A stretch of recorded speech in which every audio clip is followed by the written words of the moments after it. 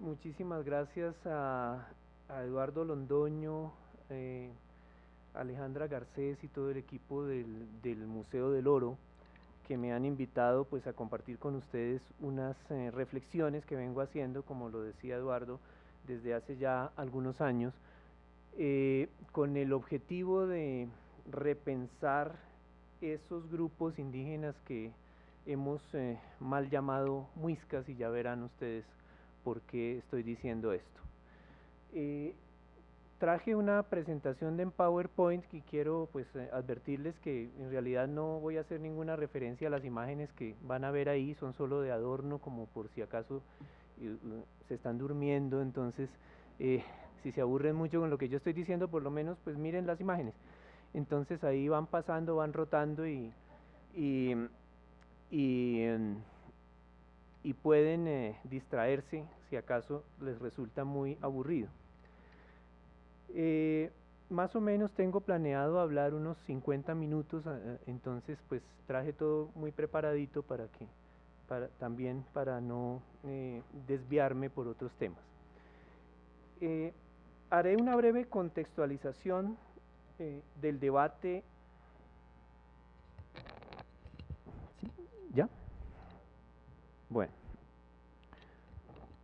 Voy a hacer entonces una breve contextualización del debate en curso sobre la estructura de la organización sociopolítica de los grupos indígenas que habitaron la región central de Colombia al momento de la conquista, señalando cuál es mi posición al respecto. Luego hablaré sobre los jefes tradicionales y las transformaciones que se dieron durante las primeras décadas de la dominación castellana, y concluiré planteando la tesis de que los indígenas llamados muiscas no eran una etnia o nación, sino un conjunto de grupos heterogéneos que los europeos agruparon bajo la misma denominación. El grupo aborigen prehispánico más estudiado en Colombia ha sido indudablemente el que se conoce actualmente con el nombre de muisca. Esto se debe a múltiples razones. En primer lugar, habitaban en una región rica y fértil con condiciones de vida muy favorables para el establecimiento de los europeos, y fue en su tierra donde se fundó la capital de lo que sería el nuevo Reino de Granada. Además, la población era abundante y con muchas fuentes de riqueza, principalmente el oro que obtenían a través del intercambio con otros grupos, y también poseían algunas minas de sal y esmeraldas. Su organización jerarquizada permitió establecer fácilmente el régimen de la encomienda y la temprana consolidación de la dominación castellana. Y posteriormente, cuando el virreinato de la Nueva Granada se independizó de la monarquía española, durante el siglo XIX, los muiscas sirvieron como antecedente prehispánico para la construcción de la unidad de la República naciente. De algún modo, tuvieron el mismo papel en la formación de la nación que cumplieron en el Perú los incas o en México los mal llamados aztecas.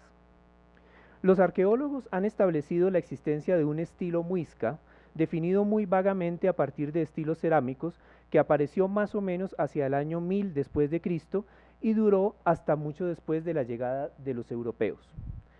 Este lapso de unos 500 años se ha dividido en dos grandes periodos: el muisca temprano, del 1000 al 1200 aproximadamente, y el muisca tardío, del 1200 al 1600 después de Cristo aproximadamente. Pero a pesar de los esfuerzos que se han hecho desde hace décadas, aún son muchos los aspectos sobre los que no se tiene claridad, y uno de ellos es el que aquí me interesa: su organización sociopolítica. El debate sobre este tema empezó desde el mismo momento del contacto, y las primeras interpretaciones fueron propuestas por los propios conquistadores que entraron por primera vez en la zona en 1537. El jefe de la hueste más importante, el bachiller Gonzalo Jiménez de Quesada, observó que eran sociedades agrícolas que habitaban en los valles y montañas bien provistos de agua y que no habían desarrollado una estructura de gobierno muy compleja. Simplemente se dividían por valles y cada uno tenía su propio cacique independiente, al que de todas maneras le guardaban mucho respeto.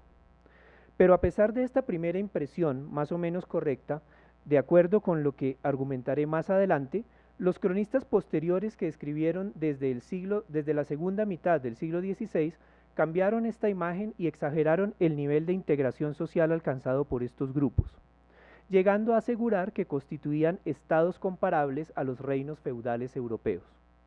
básicamente plantearon que había dos reinos ubicados al norte y al sur del territorio y correspondían grosso modo a las dos provincias que los castellanos establecieron. Al norte, donde se fundó la ciudad de Tunja, se ubicaba un reino gobernado por un monarca que supuestamente había conquistado a otros nobles de rango menor y estaba enfrentado con el rey del sur, que a su vez gobernaba varios señoríos desde su sede ubicada en Bogotá, un poblado fortificado cerca del cual se fundó Santa Fe. De este modo, se creó la idea de que los muiscas habían sido una nación o una etnia o una cultura con una identidad propia que había alcanzado un alto nivel de desarrollo comparable al de los imperios andinos o mesoamericanos. Se le consideró, por lo menos por parte de los cronistas criollos y los historiadores del siglo XIX, como el tercer imperio americano.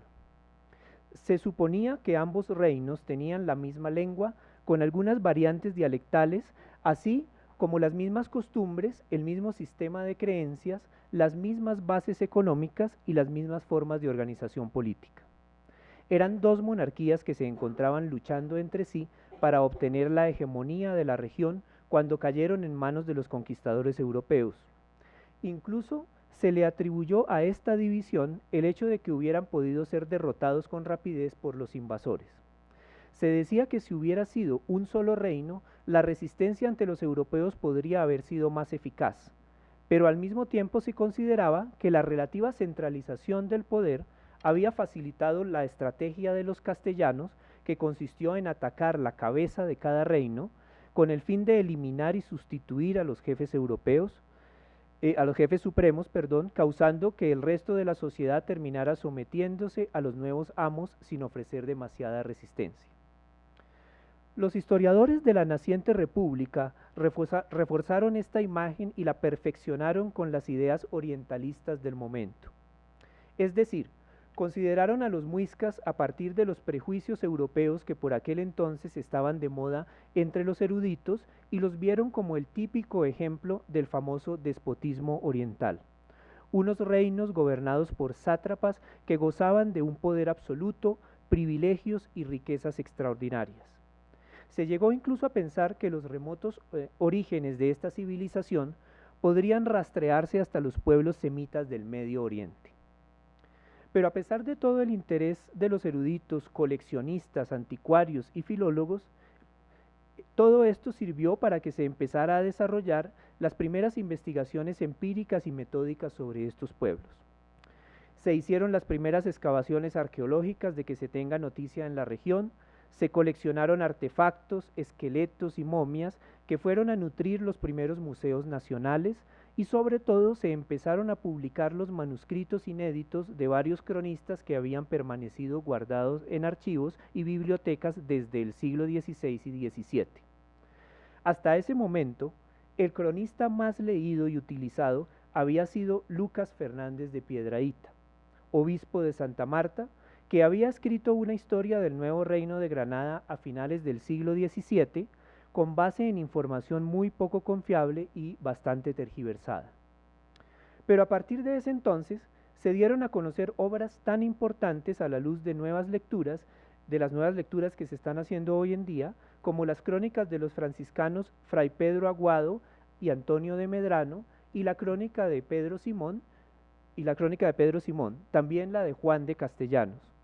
Todas ellas escritas aproximadamente entre 1560 y 1630, cuando todavía quedaban vivos algunos de los protagonistas de los hechos y algunas estructuras de las sociedades muiscas aún no habían desaparecido por completo. Sin embargo, a pesar de su riqueza como fuentes, estas crónicas contribuyeron a afianzar la idea de los dos reinos, ya fuera reinos al estilo europeo o reinos al estilo oriental, y se convirtieron además en la única fuente consultada por generaciones de historiadores hasta mediados del siglo XX por lo menos. Esta idea se mantuvo, como les acabo de decir, hasta la década de 1950, cuando investigadores formados en las ciencias sociales del momento empezaron a utilizar sus conceptos. Quiero destacar la obra del profesor Guillermo Hernández, quien aplicó la sociología funcionalista y los planteamientos de Federico Engels basados en el materialismo histórico y las ideas evolucionistas de Lewis Morgan. Este trabajo significó una ruptura en varios sentidos y cambió la percepción sobre estos grupos. En primer lugar, fue uno de los primeros en usar documentos de archivo dejando de lado a los cronistas tradicionales. Hernández abrió todo un universo de posibilidades en este campo y llamó la atención sobre la existencia de miles de manuscritos contemporáneos a la conquista, guardados en archivos colombianos y españoles que hasta el momento no habían sido utilizados. En segundo lugar, su enfoque basado en las ideas evolucionistas de Engels y Morgan lo llevó a rechazar la idea de que los muiscas habían sido uno o varios reinos, porque su organización social no correspondía con un estado feudal ni con una monarquía oriental despótica. Por lo tanto, planteó que eran en realidad confederaciones tribales, compuestas por clanes matrilineales que estaban en la etapa de la barbarie, como se decía en aquella época. Además aseguró que no había solamente 2 confederaciones, sino más, 5 o 6, y con esto se cuestionó duramente la imagen que se había construido desde tiempos coloniales.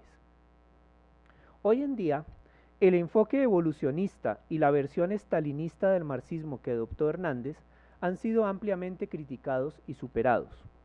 Pero lo importante es que el autor aplicó por primera vez un modelo explicativo tomado de las teorías sociales contemporáneas y eso lo llevó a demostrar 3 cosas muy importantes. Primero, que no había solamente 2 entidades políticas. Segundo, que esas entidades no habían sido sociedades estatales como reinos o imperios. Y tercero, que las relaciones de parentesco eran la base de su organización, ya que constituían grupos matrilineales que él llamó clanes, pero que actualmente podríamos denominar linajes con una terminología más actualizada. En la década de 1960, una nueva generación de investigadores abordó el problema y continuó por la senda trazada por Hernández, pero ahora aplicando las teorías y conceptos de la antropología funcionalista y neoevolucionista. Esto coincidió con el proceso de consolidación de la antropología como disciplina universitaria en Colombia, permitiendo que investigadores extranjeros y nacionales entraran al debate. Dentro de esos trabajos destaco los aportes de Silvia Broadbent, quien logró demostrar que los españoles habían llamado capitanías, partes o parcialidades a los grupos matrilineales que constituían la base de la organización social chibcha, como se les llamaba en aquel momento, que eran gobernados por el hermano mayor de la madre. La unión de varias de estas capitanías conformaban los cacicazgos y la unión de varios cacicazgos las confederaciones, que eran las estructuras más complejas que vieron los conquistadores. Broadbent ubicó de esta forma a los muiscas dentro del esquema del neoevolucionismo de moda en la academia norteamericana. Esto marcó un hito y a partir de entonces, con la creciente profesionalización de la disciplina antropológica y de la arqueología en el país, se fueron agregando nuevos datos y nuevas propuestas para la discusión. Pero sería bastante tedioso referirnos a la gran cantidad de trabajos que se realizaron en los años posteriores y solamente voy a referirme a los que considero los más importantes para efectos de la propuesta que quiero desarrollar. La discusión en las décadas de 1980 y 1990 giró en torno a cuáles eran las características de las llamadas capitanías o parcialidades y de las estructuras de autoridad política. Eduardo Londoño, por ejemplo, aplicó el concepto de cacicazgo elaborado por Robert Carneiro, que eran agricultores sedentarios con cierto desarrollo de la especialización artesanal que formaban varias aldeas bajo el mando de un jefe hereditario al cual le rendían obediencia y tributos. Específicamente analizó el cacicazgo de Tunja y retomó las consideraciones de Broadbent sobre las capitanías, señalando que existían unas de menor rango, denominadas utas, y otras de mayor rango, llamadas sibin o capitanías mayores. Las capitanías podrían ser unidades territoriales o grupos de parentesco no ligados necesariamente a un territorio específico, y su propuesta se inclinó hacia la primera opción. Con Londoño quedó entonces establecido que los muiscas podrían ser clasificados como cacicazgos y confederaciones de cacicazgos de acuerdo con la terminología vigente en ese momento. Recordemos que bajo esta perspectiva, el cacicazgo se concebía como una forma de organización política con un nivel de complejidad superior al de las bandas de cazadores y recolectores y a las tribus, pero inferior al de los estados, teniendo en cuenta que aún no habían desarrollado instituciones especializadas en tareas de gobierno y con niveles bajos de especialización económica. Así, se generó la idea de una organización piramidal en la base de la cual se encontraban las capitanías menores o utas que se unían para formar capitanías mayores o civin, que a su vez formaban cacicazgos y confederaciones de cacicazgos. Este modelo de organización sociopolítica fue complementado a finales de la década de 1980 con los trabajos de Carl Langebeck, investigador fuertemente influenciado en ese momento por los trabajos de John Murra entre los incas. Langebeck propuso entonces un modelo que se inspiraba en los trabajos de la antropología económica sustantivista, específicamente en las obras de Karl Polanyi, tal como lo había hecho el mismo Murra. La novedad fueron dos ideas básicas. En primer lugar, que los jefes tenían la función de redistribuir los excedentes que producían sus sujetos mediante la captación de bienes y servicios que las comunidades les daban en forma de tributos, pero que retornaban a ellas a través de fiestas, la ayuda a los necesitados y otros mecanismos. Era incorrecto llamar a esto un tributo, como el que existía en el feudalismo europeo, o un impuesto al estilo de las sociedades modernas. Los muiscas, por lo tanto, eran, según esta perspectiva, cacicazgos redistributivos, tal como lo habían sido las comunidades andinas, los ayllús, antes de la conquista de los incas. La segunda idea, tomada también de los trabajos de Murra en los Andes centrales, consistía en plantear que los muiscas trataban de aplicar el modelo del control de un máximo de pisos térmicos con el fin de lograr la autosuficiencia. Sin embargo, en este caso, no se trataba de una verticalidad a gran escala como en los Andes centrales, sino de una microverticalidad. El acceso a diferentes nichos ecológicos se podía lograr en cortas distancias. Pero en contraste con el Perú, donde según Murra casi no había mercados y los ayllús lograban obtener todo lo necesario para su reproducción sin acudir al intercambio, los muiscas sí habían desarrollado un comercio muy intenso y los mercados eran muy importantes. Una de las tareas de los caciques era precisamente establecer mercados y fomentar los intercambios intergrupales. Con esto se puede decir que quedó finalmente establecido el modelo de organización económica, social y política de los muiscas, que ha tenido mayor aceptación y se sigue considerando válido hasta el presente por la mayoría de los especialistas. Recapitulando, el día de hoy se considera que la base de la organización social de los muiscas fueron grupos de parentesco de filiación matrilineal conformados por varios hermanos, hijos de la misma madre, con sus esposas, sus hijos pequeños y sus sobrinos adultos. La mayoría está en cabeza, la autoridad está en cabeza del hermano mayor y se transmite de tío a sobrino, hijo de la hermana mayor. Estos grupos de parentesco pueden ser muy simples, con tan solo unos pocos individuos, y son las llamadas utas o capitanías menores. Cuando se unen varias utas conforman un grupo de parentesco más grande llamado civin o capitanía mayor. Varias capitanías menores o mayores forman un cacicazgo. En este caso, el jefe es al mismo tiempo jefe de su propio matrilinaje y jefe político de toda la comunidad. Su función principal, además de la toma de decisiones y la dirección de las actividades comunales, es la redistribución. La comunidad le entrega excedentes bajo la forma de bienes y servicios que luego redistribuye, de modo que no se constituye en una relación de explotación, sino en un servicio para la sociedad. La parte del excedente que se queda en sus manos es un reconocimiento por su trabajo, tanto en el plano material como en el plano espiritual, ya que también es el responsable de la intermediación con el mundo sobrenatural. Esta podría parecer una caracterización aceptable, pero desde hace unos años he emprendido la labor de revisión de la documentación y de los presupuestos que subyacen a este modelo, y se han mostrado serias inconsistencias. La solución de esas inconsistencias pasa inevitablemente por la reformulación del modelo sobre unas bases que logren dar cuenta de las aparentes anomalías y contradicciones. Veamos algunas de ellas. En primer lugar, el concepto de cacicazgo es demasiado vago. En él pueden caber cualquier tipo de organización social indígena con tal de que tenga un jefe hereditario, desde las más simples hasta las más complejas. Sociedades con relaciones sociales y formas de producción muy diversas cabrían en la misma categoría. Aquí pasa lo mismo que con el concepto de tribu que tanto criticó hace décadas Maurice Godelier. Se toma un rasgo exterior de esta sociedad, que en este caso es la presencia de un jefe hereditario, que en realidad no define su estructura interna. Lo esencial debería buscarse en esas estructuras que definen el modo de vida de las gentes y generan este tipo de organización. Pero formas de vida social muy variadas pueden tener jefes hereditarios sin que esto signifique que se trate de sociedades similares en su esencia. Es como pretender que por el hecho de que en ambas hay reyes o emperadores, podríamos considerar la sociedad feudal francesa similar, por ejemplo, al antiguo Egipto o al Japón imperial. Por lo tanto, deberíamos buscar otras formas de definir estas sociedades.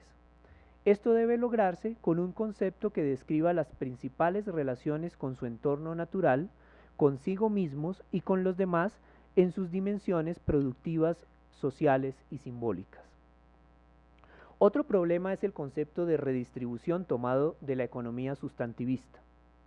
Me parece que caracterizar una sociedad por la forma en que distribuye los productos, es decir, por la esfera de la circulación, desconoce que las formas de circulación dependen de toda una estructura productiva y en últimas de las relaciones de poder que se establecen en una sociedad. Así que hay que tener en cuenta todo el conjunto de las relaciones productivas para caracterizar una forma de vida y no tomar solamente uno de sus aspectos que además está subordinado a otros más fundamentales. Otro problema que le veo a esto es que al decir que el jefe es básicamente un ente redistribuidor, se cometen tres errores fundamentales, por lo menos en el caso de los llamados muiscas. El primero es que esto realmente no está comprobado. Los jefes muiscas recibían mantas de algodón, sal, oro y otros bienes de sus sujetos.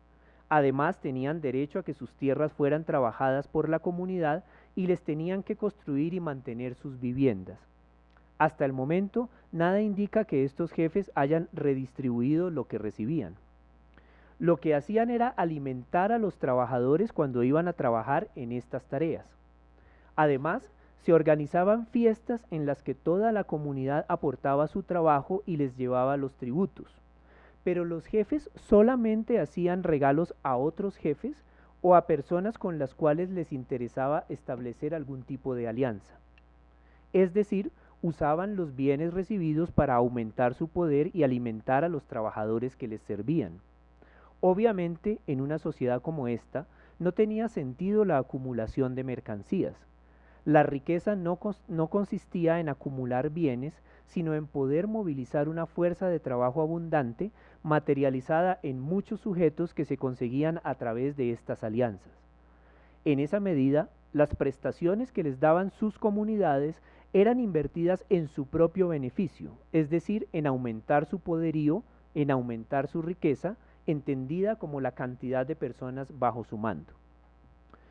El segundo error derivado de esto consiste en considerar que el jefe no se aprovechaba del excedente comunitario en su beneficio personal y que no explotaba de este modo a sus subordinados. El jefe no puede ser visto como un servidor de la comunidad, aunque se presente así en los mitos o en la ideología religiosa que justifica su dominación, sino como un personaje que ya empieza a disfrutar del privilegio de vivir del trabajo ajeno. El enfoque sustantivista oculta esta relación de explotación y trata de establecer una dicotomía entre el ejercicio del poder de los europeos, que sería explotador y se materializaría en el tributo, y el ejercicio del poder de los jefes indígenas donde supuestamente no habría explotación. En mi perspectiva, en uno y otro caso hay explotación y esta se evidencia en la apropiación de los excedentes bajo la forma de tributo, concepto legítimo para usar en ambas situaciones. El tercer problema es que este enfoque tiene en cuenta casi exclusivamente la función económica del jefe.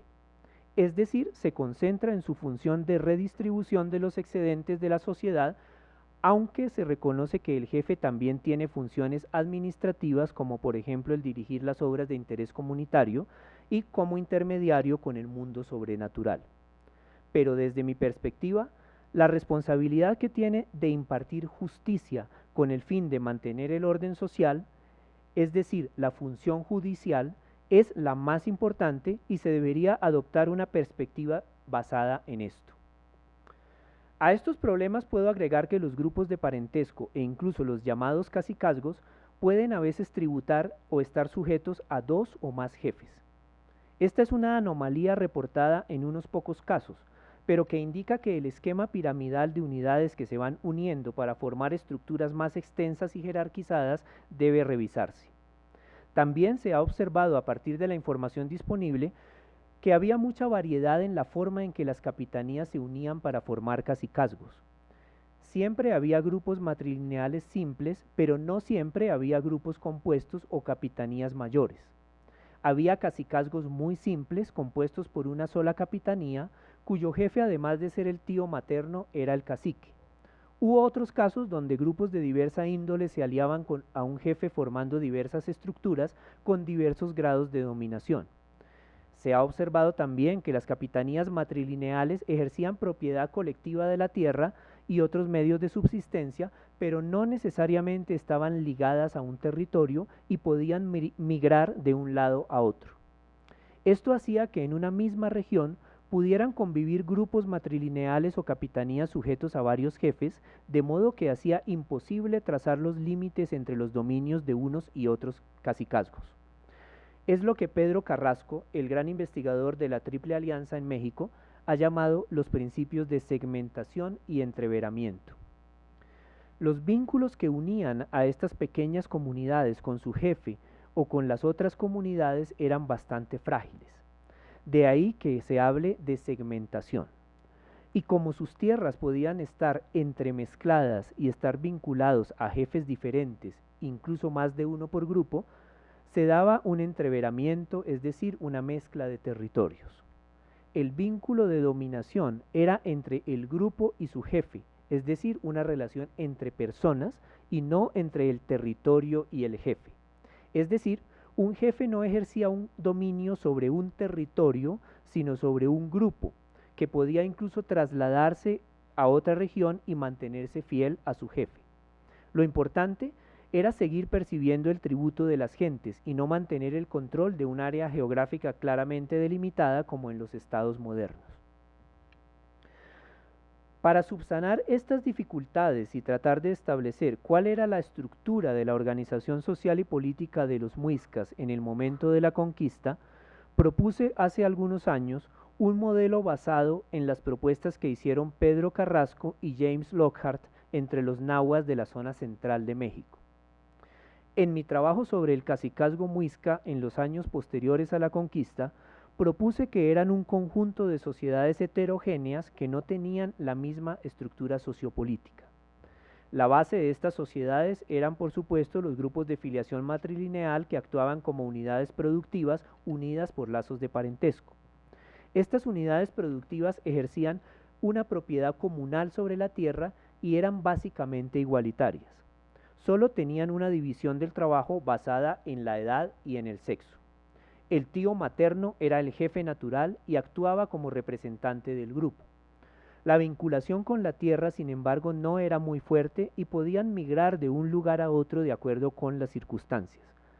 Cuando un grupo de estos era sometido por otro, se configuraba una capitanía compuesta o capitanía mayor, como la denominaron los españoles. En este caso, uno de los jefes del linaje, el de más prestigio y poderío, se convertía en el jefe de esta nueva alianza. Estos jefes, llamados caciques por los españoles, podían tener bajo su mando pequeñas capitanías, capitanías compuestas o incluso otros cacicazgos. Podían entonces ser jefes de entidades que se configuraban de diversas maneras a partir de unidades básicas o células sociales que eran los matrilinajes. Esto fue lo que denominé modelo celular modular, siguiendo a James Lockhart, teniendo en cuenta la segmentación y el entreveramiento de territorios identificado por Pedro Carrasco. Se podría objetar que lo que he hecho es cambiar el modelo redistributivo y el archipiélago vertical planteado para el Perú por el modelo celular modular segmentado y entreverado planteado para México Central.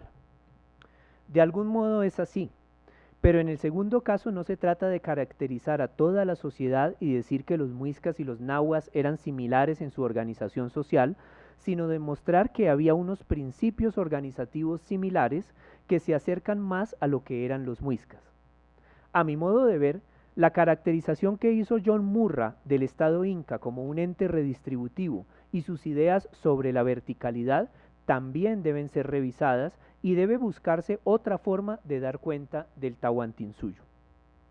Aquí es donde creo que deberían retomarse conceptos como el de modo de producción tributario, ya que permite comprender de un modo más adecuado a este tipo de sociedades. Hago la salvedad de que con esto no estoy defendiendo un retorno al marxismo soviético estalinista de mediados del siglo XX, ni a las interpretaciones evolucionistas de las ideas de Marx que surgieron en buena medida a partir de la simpatía que sentía Engels por la obra de Lewis Morgan, sino que estoy pensando en desarrollos posteriores del marxismo occidental o neomarxismo, como quieran llamarlo, que vincula los últimos desarrollos de la teoría social con las ideas básicas y la metodología de Marx. Pienso principalmente en propuestas como las de Jürgen Habermas, que curiosamente no han tenido mucho eco dentro de los etnohistoriadores latinoamericanos, o en teóricos como Anthony Giddens, de la teoría de la estructuración. Habermas ha hecho una reevaluación del concepto de modo de producción, señalando sus ventajas y dificultades para proponer enriquecerlo al considerar también la interacción simbólica entre los sujetos humanos y el desarrollo de la conciencia moral. Esto permite poner en el centro de la discusión la función judicial de los jefes, es decir, construir un modelo de organización sociopolítica que no se base en la función de redistribución de los productos del trabajo social, sino en la función de resolución de conflictos a través de la aplicación de las normas morales consagradas por la costumbre, que considero como la función principal de las autoridades políticas en este tipo de sociedades. Las formaciones sociales que se encontraron los conquistadores españoles al llegar al altiplano central del nuevo Reino de Granada poseían por lo menos dos modos de producción claramente diferenciados y estaban integradas también de acuerdo con dos principios fundamentales. Las formas más simples eran grupos de parentesco con las características ya expuestas que practicaban una agricultura intensiva que en algunos casos implicaba la construcción de camellones y otras adecuaciones para el manejo de las aguas. Esto se complementaba con la caza, la pesca en ríos y lagunas y la cría de pequeños animales como los conejillos de indias o curíes. También fabricaban tejidos, cerámica, herramientas de piedra, madera y hueso. Donde estos recursos existían, fabricaban bloques de sal y extraían esmeraldas. Intercambiaban toda clase de productos agrícolas y también la sal con la cual obtenían materias primas como el algodón o el oro que usaban para fabricar algunas joyas y ofrendas a sus dioses. El trabajo era emprendido como una tarea familiar, con la división propia de las estructuras de parentesco. Igualmente el liderazgo era ejercido por el mayor de los hermanos de la misma madre, a quien los españoles denominaron capitán. Eran grupos esencialmente igualitarios, regidos por las normas de reciprocidad propias de las relaciones familiares. El comportamiento era regulado por las costumbres y por la reciprocidad. Cuando surgían conflictos internos, el jefe de la familia tomaba las decisiones necesarias para resolverlos de acuerdo con las costumbres y bajo los principios de la reparación del daño causado. Por ejemplo, se procuraba restituir lo robado o pagar las ofensas con mantas y otros bienes para evitar las discordias y venganzas. En síntesis, los grupos de parentesco más simples eran sociedades agrícolas basadas en un modo de producción comunal con un principio de integración basado en las estructuras de parentesco. Sin embargo, las formaciones sociales más frecuentes en la región estaban basadas en un principio diferente y habían empezado igualmente a desarrollar un modo de producción tributario en sus fases iniciales. Dos o más grupos de parentesco podían unirse mediante alianzas con objetivos militares o económicos. Estas alianzas pasaban por intercambios matrimoniales y podían resultar en la fusión de los grupos que de todos modos conservaban una cierta identidad diferenciada. Casi siempre uno de ellos tenía una mayor jerarquía que los demás, ya fuera por razones económicas o religiosas.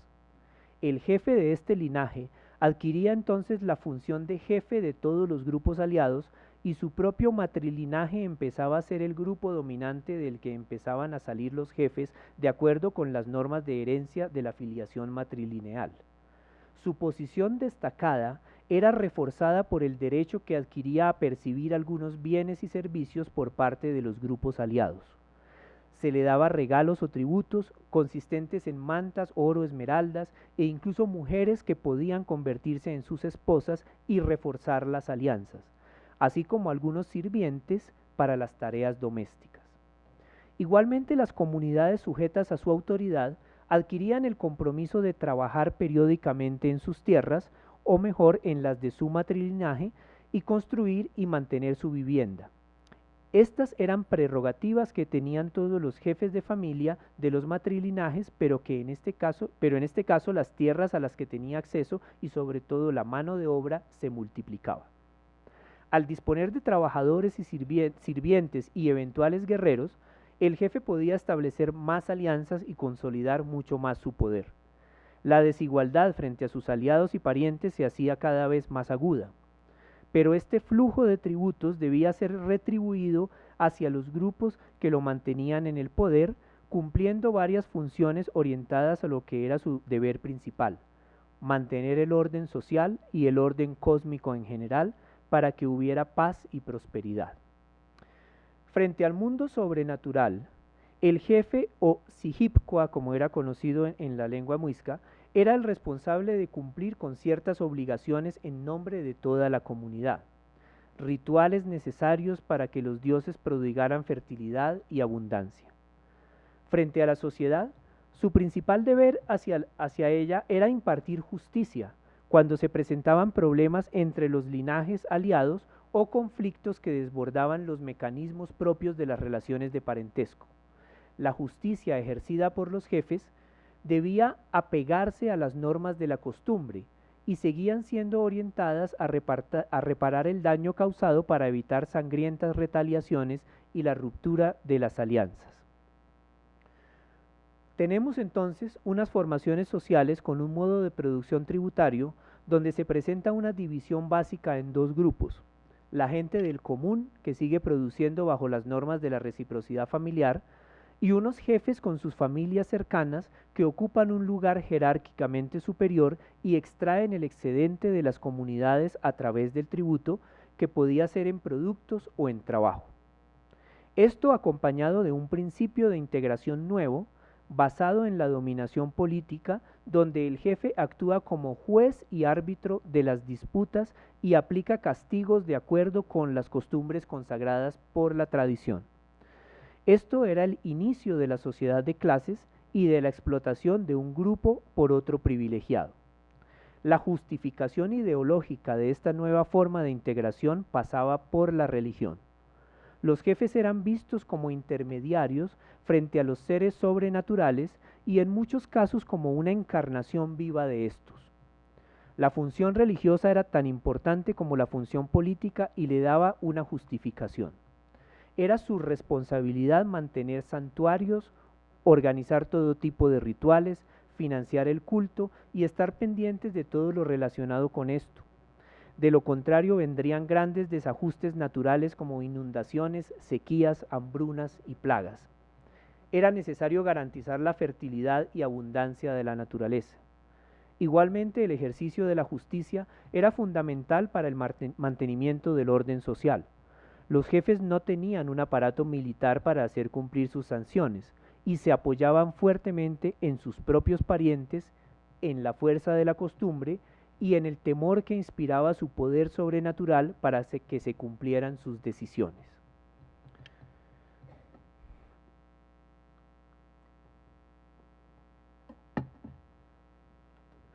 Bajo estos mismos principios organizativos podían unirse pequeñas comunidades tributarias y formar entidades más grandes. Por ejemplo, cuando surgían conflictos entre caciques por tierras u otros asuntos, se podía acudir a un tercer cacique que gozara del prestigio como guerrero valiente o como autoridad religiosa para dirimirlo, y así se podrían formar nuevas alianzas en cabeza de aquel que había servido como juez. Sabemos, por ejemplo, que en la zona sur del territorio, los conflictos entre los caciques de pequeños valles como el de Fomeque, el de Choachí, eran resueltos por el cacique de Bogotá o por el cacique de Ubaque, los cuales habían delimitado las tierras en disputa poco antes de la llegada de los españoles, y se había acudido a ellos por su fama como guerreros, porque eran los responsables del mantenimiento de centros religiosos considerados lugares muy santos e importantes dentro de su mitología. Lo mismo sucedía en la zona norte, donde el cacique de Tunja era famoso por los santuarios que tenía, así como los caciques de Duitama y Sogamoso. Todos ellos actuaban como árbitros y dirimían conflictos que sobrepasaban la capacidad de respuesta de los cacicazgos pequeños, tales como las disputas entre parientes del mismo matrilinaje por la jefatura.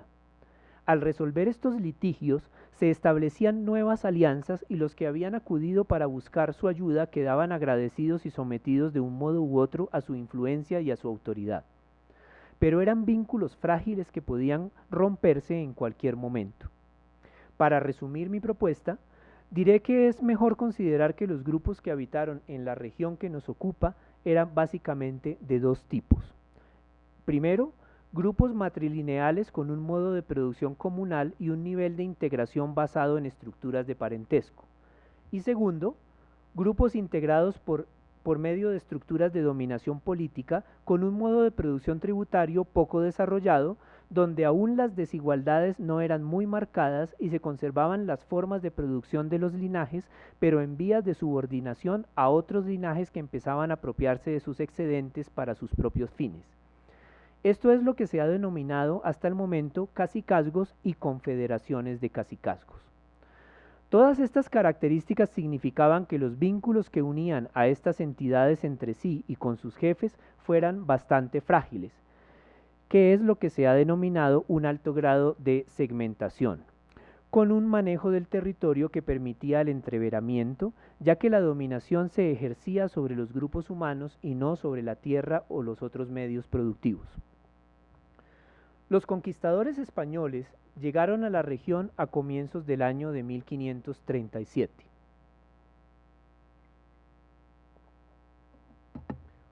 Tardaron varios años en someter a todos estos grupos. En algunos casos se hicieron pactos de alianza y se aprovecharon las rivalidades entre unos cacicazgos y otros para facilitar el sometimiento a la corona española. Los conquistadores decidieron fundar algunas ciudades, y las más importantes fueron las de Santa Fe, fundada cerca de la sede del cacicazgo de Bogotá, y la de Tunja, fundada en el centro ceremonial del cacique conocido con el mismo nombre. Hacia 1539 empezó el proceso de entrega de las comunidades en encomienda, y el criterio que se adoptó fue intentar mantener la integridad de las estructuras políticas prehispánicas para facilitar las tareas de recolección de tributos para los encomenderos, el uso de la mano de obra de las comunidades. Sin embargo, las vicisitudes de la guerra y la necesidad de recompensar a más de un centenar de conquistadores impidieron cumplir a cabalidad con este objetivo. Al final, las entidades más grandes y complejas, esas que hemos llamado sociedades tributarias con un principio de integración política, que tenían dos niveles de jerarquización, fueron desarticuladas para formar grupos más pequeños y poderlos entregar en encomienda a más españoles. Al final, pocas encomiendas superaron los 1000 tributarios y se impuso una medida de 200 a 300 tributarios por encomienda. El efecto a nivel de las estructuras de dominación política prehispánica fue que se simplificaron hasta quedar solamente a un nivel muy básico de varios matrilinajes o uno solo, al mando de un solo jefe, llamado ahora oficialmente el cacique de su pueblo. Ese cacique, como intermediario con los blancos, quedó encargado de cumplir con las obligaciones frente al encomendero y a la corona española, organizando su gente para el trabajo y recolectando los tributos, ahora destinados a los encomenderos, la iglesia y los representantes del rey.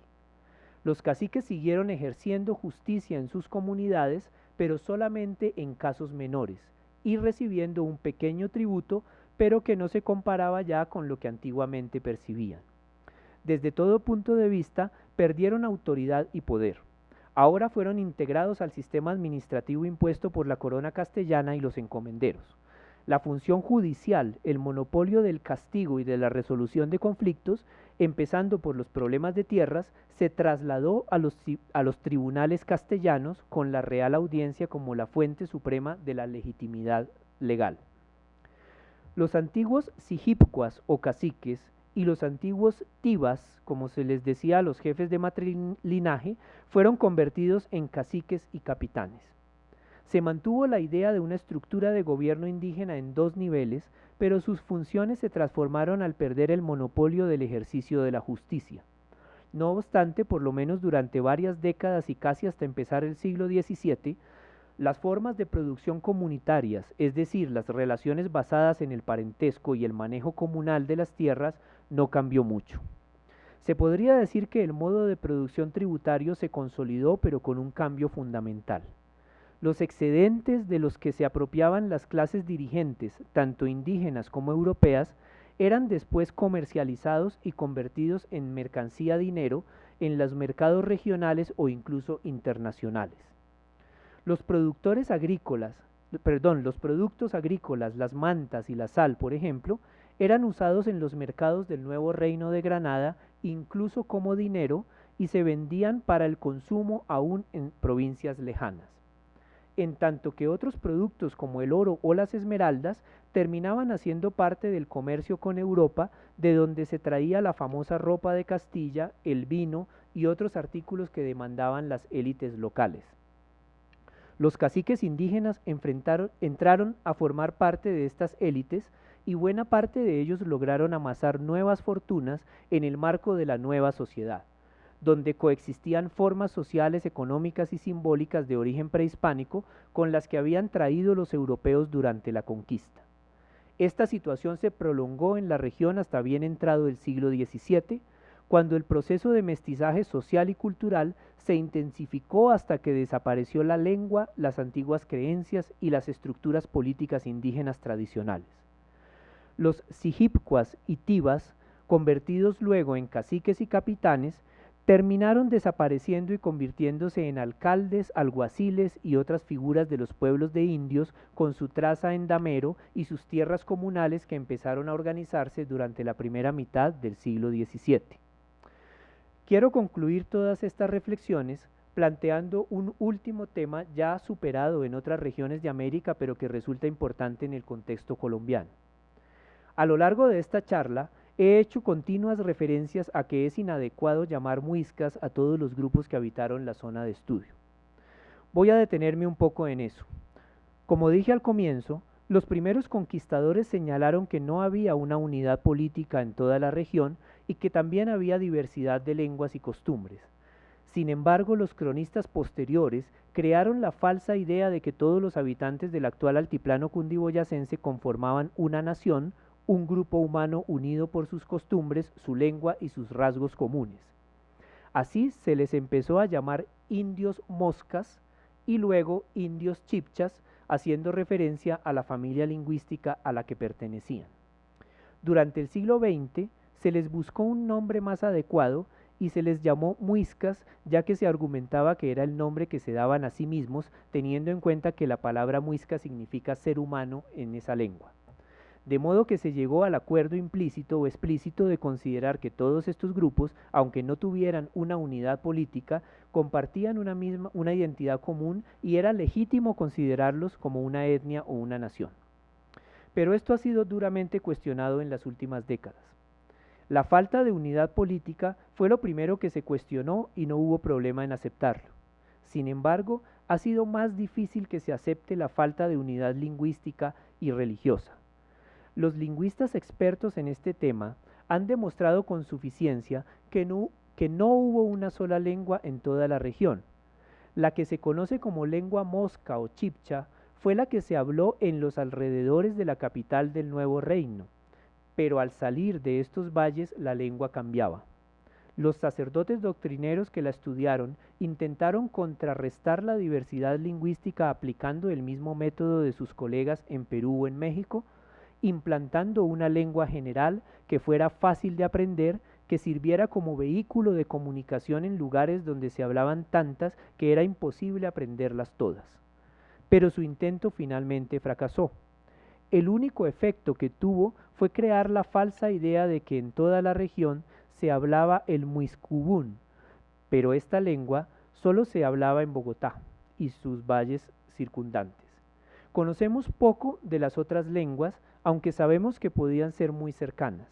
Es una situación más o menos como la de la Europa contemporánea, donde se hablan lenguas emparentadas como el francés o el español, que para un extranjero cuya lengua materna no tenga nada que ver con el latín, como un chino, por ejemplo, podría parecer muy similares, pero para los habitantes nativos hablantes de francés o español resultan mutuamente ininteligibles. Otro aspecto del problema es el tema de la falta de unidad en las creencias religiosas. Si se hace una lectura atenta de las fuentes disponibles, se puede apreciar que en el norte y el sur del territorio había sistemas mitológicos diferentes. Los cronistas, por ejemplo, los frailes Aguado y Simón, están recalcando continuamente que las creencias de la zona de Bogotá en el sur son diferentes de las del norte en Tunja, y también que había otros sistemas en regiones vecinas de los cuales poco se sabe. Teniendo esto en cuenta, se puede postular que los españoles usaron un nombre genérico para referirse a todos los habitantes del altiplano central de la actual Colombia y los llamaron moscas o muiscas, tomando la palabra de la lengua que se hablaba en los alrededores de Santa Fe, la capital del nuevo reino de Granada. Este nombre fue útil para ellos, para los españoles, pero ayudó a crear una falsa idea de identidad cultural entre grupos que en realidad no se reconocían como iguales. Cuando ellos se refieren a sí mismos en los documentos de archivo, usan denominaciones puramente locales, como guatavitas, ubaques, cotas, sogamosos, etc. El establecimiento de la dominación castellana tuvo el efecto de convertir a todos estos grupos con identidades locales en un solo grupo subordinado a la corona, la iglesia y los encomenderos. Esta es la categoría de indio. Los pueblos indígenas de las Américas que antes tenían identidades particulares fueron convertidos en indios, entre comillas, una categoría que se refiere a un rol social, a un lugar que se les asignó dentro de la nueva sociedad. Eran los vasallos libres de la corona de origen nativo que no habían recibido la luz del Evangelio ni las ventajas de la civilización. Eran menores de edad necesitados de la guía de los europeos para alcanzar su mayoría de edad y poder autogobernarse. Mientras tanto, debían ser educados y debían contribuir con su trabajo para llevar a cabo esta tarea. Su lugar en la nueva sociedad era el de sostenerla con su trabajo mientras durara el proceso civilizatorio. Entonces, en las provincias montañosas centrales del nuevo reino de Granada, se vivió este mismo proceso. Los grupos nativos fueron reunidos bajo una misma denominación, muiscas. Con esto, se borraron sus diferencias, se creó una identidad étnica que no había existido y se les asimiló al resto de los indios coloniales. Los muiscas en realidad solo adquirieron una identidad unificada como resultado de la conquista española. Antes no la tenían. Por lo tanto, es necesario replantear también esta categoría y volver a considerar la diversidad de los grupos que se oculta tras esta denominación. Espero que estas palabras puedan ser una contribución en este sentido. Muchas gracias.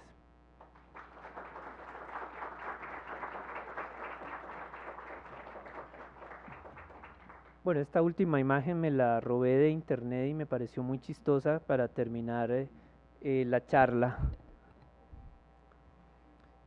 Me imagino, pues no sé, los organizadores que dicen si tenemos tiempo para preguntas y comentarios. Entonces, pues no sé. Sí, por favor. Sí, sí, hay muchas referencias de sacrificios humanos en diferentes contextos, ¿no? Mm, Se decía, por ejemplo, que para la construcción de los cercados de los caciques, o sea, de los lugares de vivienda, se hacían sacrificios humanos.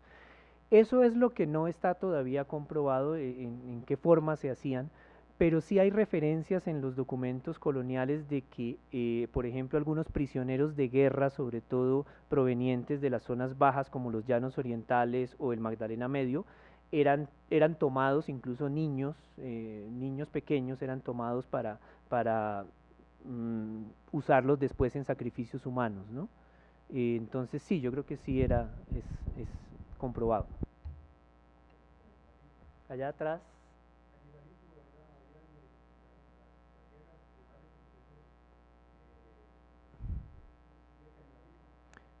A ver, una prueba contundente tendrían que ya presentarla, por ejemplo, algún estudio arqueológico que demostrara que esos restos humanos fueron consumidos de alguna manera.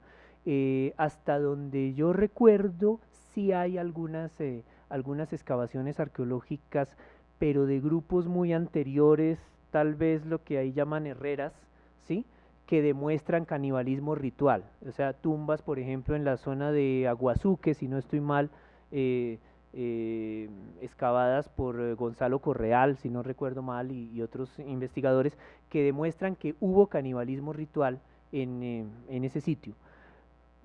Ahora, en el caso de los muiscas, eh, creo que en, bueno, puedo estar inventando, pero me parece que en Zipacón o en Zipaquirá, no tengo el dato exacto, algunos arqueólogos hace poco encontraron restos que evidencian prácticas de canibalismo ya en un periodo más reciente, ¿no? O sea, en un periodo que podría ser muisca, pero eso está en proceso de análisis, entonces creo que incluso son datos que no se han publicado todavía.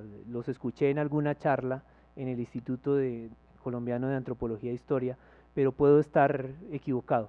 El caso es que no se me haría raro, digamos. El caso es que no creo yo que sea algo tan descabellado pensar en eso. Sí, por acá.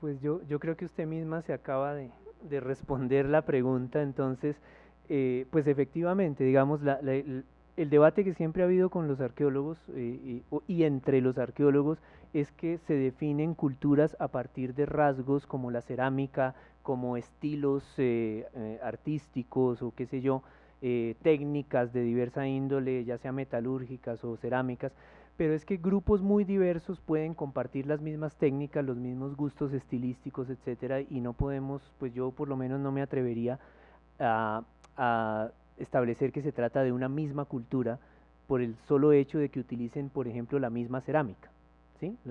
La misma cerámica o de que haya unos estilos similares. Podemos hablar de eso, de que hay estilos similares, ¿sí? De que hay una dispersión de un estilo como decir nosotros hoy en día, no sé, si usamos bicicleta aquí y y hay grupos en África que utilizan la bicicleta, pues es porque hay una dispersión de las bicicletas de aquí a África, pero no quiere decir que compartamos características como creencias, como formas de organización política, etcétera. Entonces pienso yo que se crea una idea también de homogeneidad que, que es necesario cuestionar.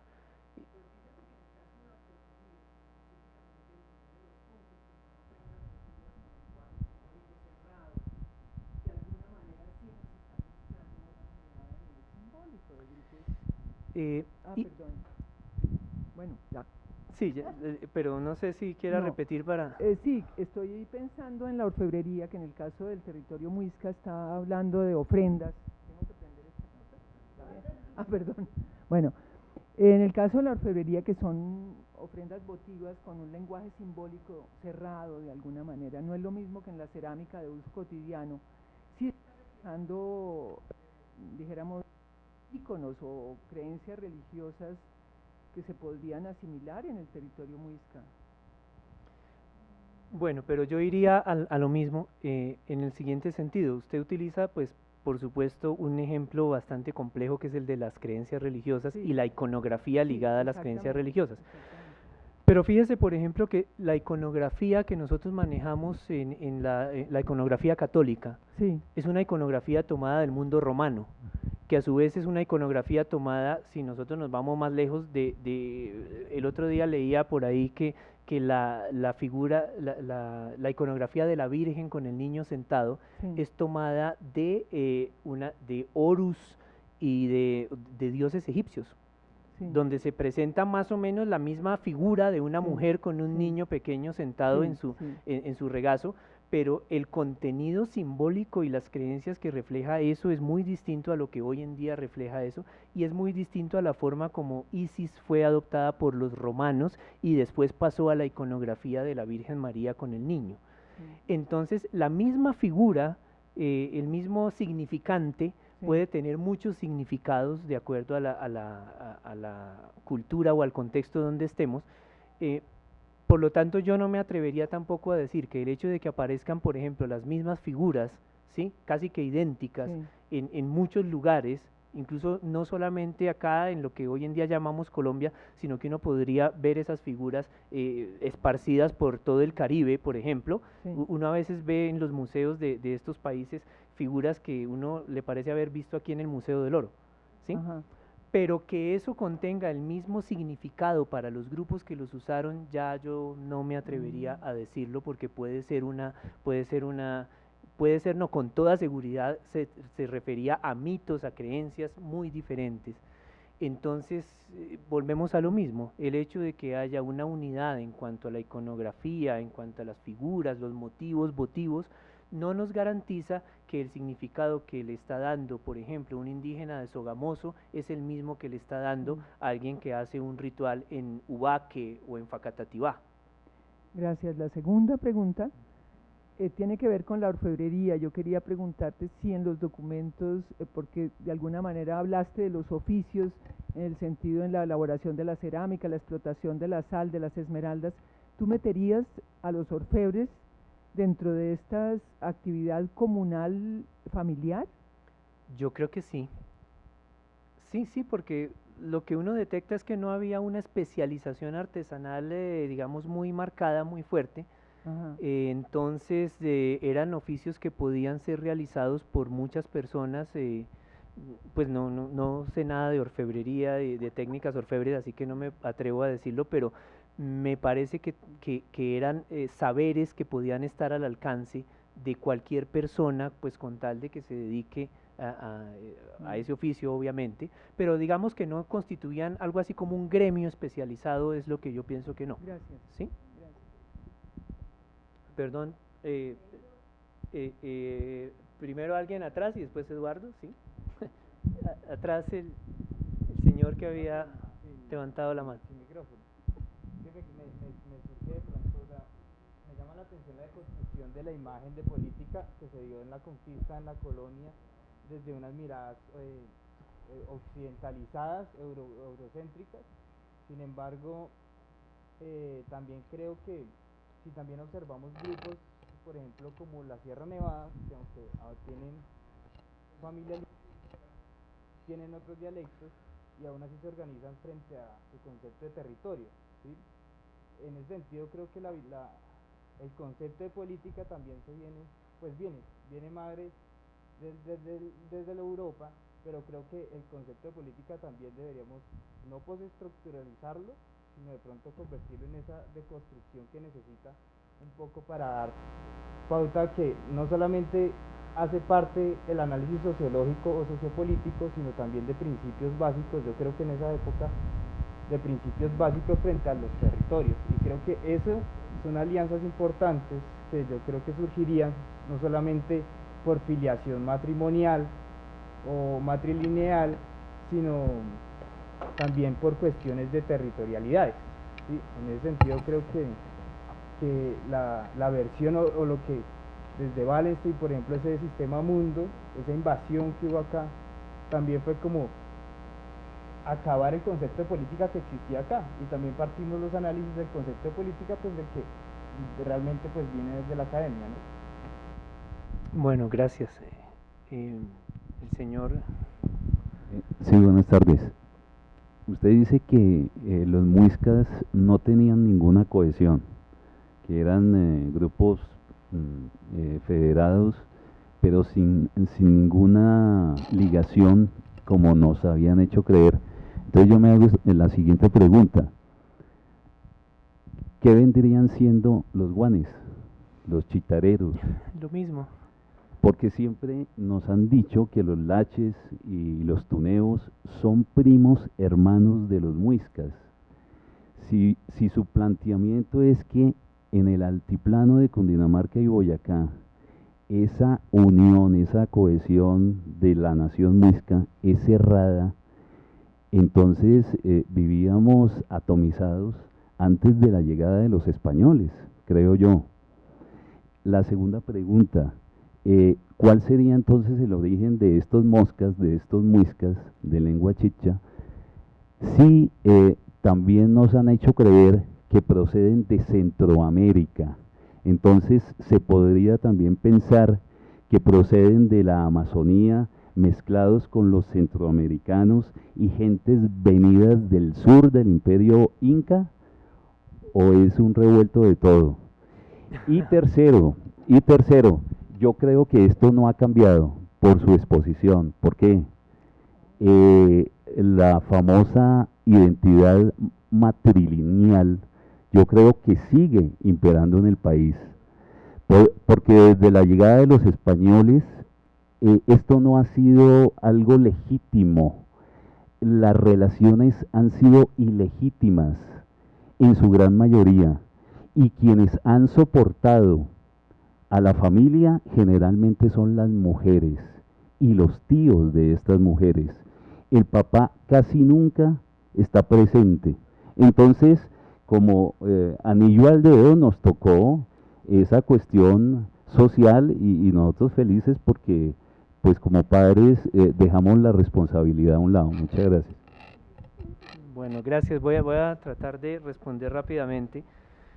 Usted se preocupa porque bueno, entonces los guanes, los chitareros, los laches, ¿qué pasa con ellos? Exactamente lo mismo que pasa con los muiscas, es decir, son nombres que se le impusieron a una serie de grupos heterogéneos por razones más bien administrativas de la corona española o de las provincias que se fueron fundando, ¿no?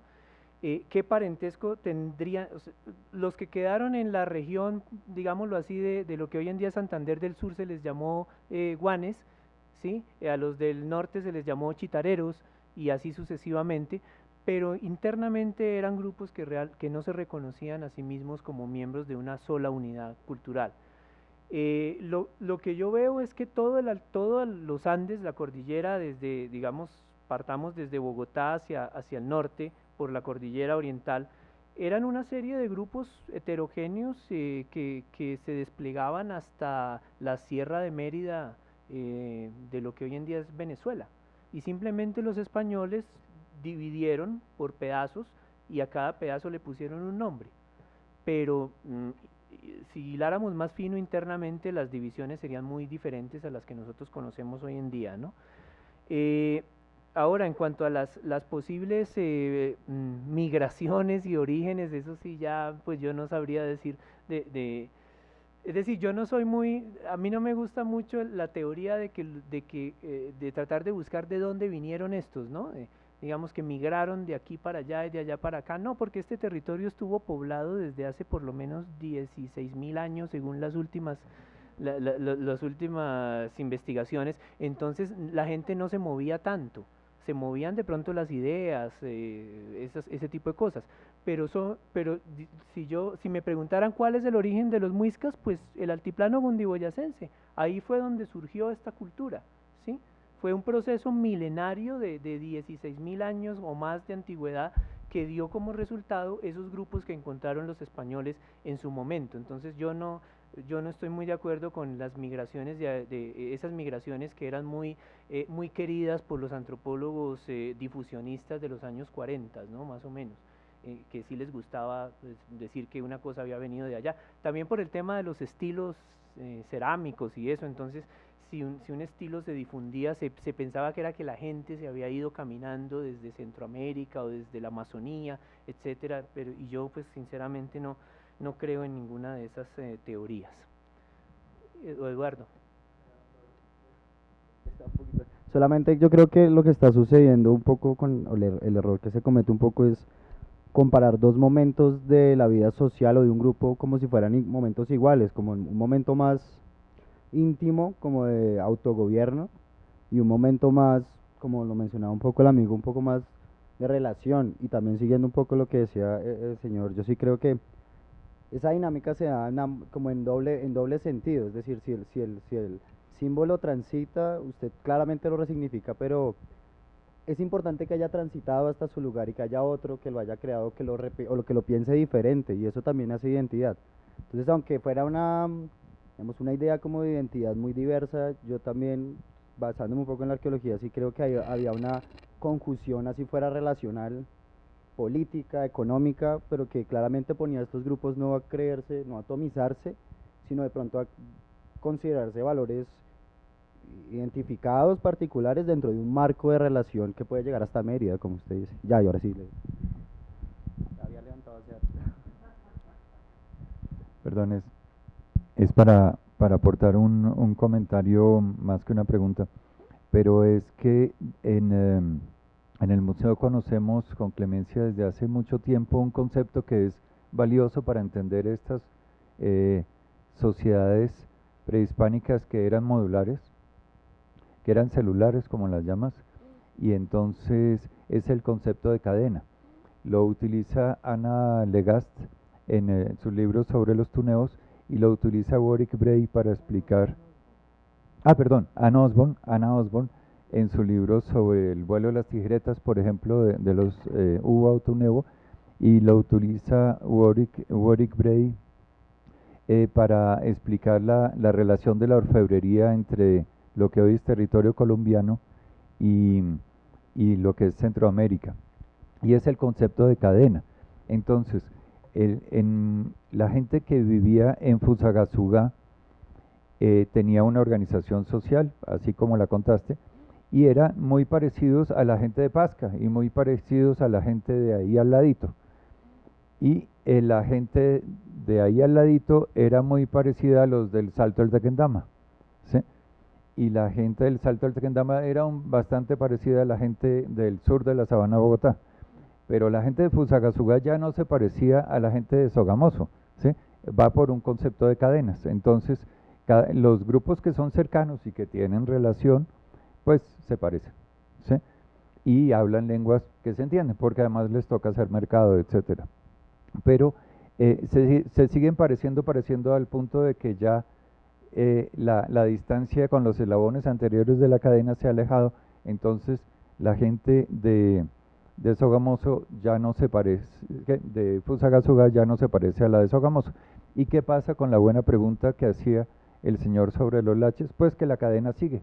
Entonces, a pesar de que los españoles, porque repartieron el botín cuando habían conquistado hasta Sogamoso y Duitama, llamaron a ese grupo de la primera conquista, lo llamaron muiscas, y a la gente que estaba al otro lado la llamaron laches y las casas de piedra, porque esa fue la segunda conquista que hizo Hernán Pérez de Quesada después de repartido el botín. Pues finalmente lo que estaba pasando era que Sogamoso y los laches se parecían, y así hasta continuar a Mérida, como dices. Exactamente, la situación que describe Eduardo en pequeño es una situación como la que uno ve, por ejemplo, en el Viejo Mundo desde Europa hasta Asia. Uno ve que si nos situamos más al occidente, tenemos Portugal. Los portugueses se parecen bastante a los españoles, pero después ya pasamos a Francia, que se diferencian un poquito más, Alemania, Polonia, llegamos hasta Ucrania, Rusia y terminamos en China, ¿sí? Entonces, los vecinos se parecen, pero va habiendo un cambio que no es muy acentuado entre vecinos, pero que cuando lo miramos a larga distancia ya es grande. Y lo que yo quiero decir es que en el altiplano cundiboyacense se daba una situación similar a esta que nosotros estamos describiendo acá, y lo curioso es que se daba en un espacio geográfico muy reducido, muy pequeño, pero eso es algo muy normal en la América indígena prehispánica. De hecho, todavía se ve mucho en regiones como la Amazonía, la Orinoquía, donde tenemos grupos que habitan de manera muy cercana, pero que hablan lenguas tan distintas como el español del chino, ¿sí? Y son espacios pequeños, ¿sí? Con mitologías, creencias y formas de organización también bastante diversas, aunque a un observador externo como nosotros nos parecen iguales, ¿sí? Nos parecen que todos son iguales. Uno va a la Amazonía o a la Orinoquía o al Caquetá y parece que todos los grupos fueran iguales, pero resulta que no, ¿sí? Entonces, más o menos los españoles tuvieron esa mirada, homogenizaron y les parecieron todos estos grupos iguales, y como vivían en tierra fría y estaban en la jurisdicción de Santa Fe y Tunja, pues estos son los moscas, ¿sí? Los muiscas. Esa es la idea. Buenas. Hay muchas Acá. manos levantadas, pero no sé por dónde empezar Acá. realmente. Acá. ¿Está funcionando? Ah, sí. Gracias. Me quedó sonando eso, ya descartada la unidad política, descartada la unidad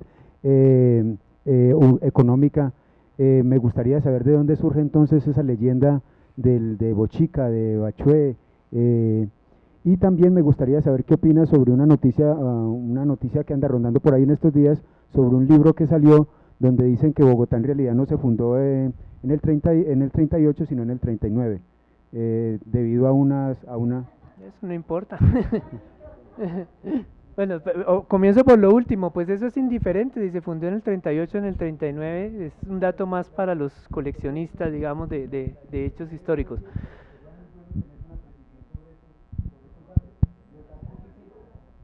Pues no, pues digamos que sí, si uno quiere ser preciso y eso, pues sí, pero mirado a gran escala, pues casi que da lo mismo. Es como si nosotros dijéramos, bueno, América en realidad no la descubrieron en 1492, sino en el 93. Bueno, o sea, el proceso histórico es igual, o sea, da lo mismo la fecha. De hecho, yo soy muy malo para recordar fechas y sinceramente no me acuerdo, o no me acordaba hasta que usted lo acaba de decir, cuál era la fecha de fundación de Bogotá, ¿sí? Entonces, bueno, pero ¿cuál era la primera parte de su pregunta?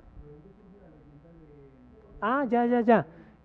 Pues de los cronistas españoles, ¿no? Por ejemplo, es muy claro que Aguado, Simón y todos los cronistas, sobre todo los franciscanos, reelaboraron una mitología que nosotros sinceramente no conocemos, no sabemos cuáles eran las creencias originales, y ellos las reelaboraron y crearon todas esas historias del Salto del Tequendama, de Bochica, de Bachué, que son creaciones coloniales de los cronistas españoles, pero que no podemos asumir que sean las creencias originales de los indígenas. Eso es esa es otra línea de trabajo, pero ese es el origen, ¿no? Los cronistas españoles fueron los que, diría yo, se inventaron todas esas leyendas. Sí, con una base, obviamente, seguramente alguna base de las creencias indígenas originales, pero las reelaboraron, y eso lo hicieron por toda América. Unas Bueno, dos afirmaciones, buenas tardes.